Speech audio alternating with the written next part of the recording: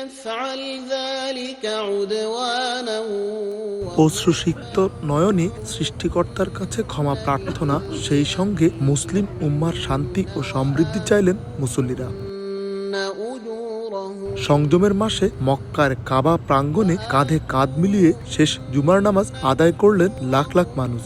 রমজানের শিক্ষায় উদ্বুদ্ধ হয়ে নিজের আত্মার শুদ্ধতায় হাত তোলেন মহান আল্লাহর দরবারে। প্রবাসী বাংলাদেশিরা বললেন, লাখ লাখ মুসল্লির সঙ্গে নামাজ আদায়, কাবাঘর তাওয়াফ করা এক অপূর্ব অভিজ্ঞতা।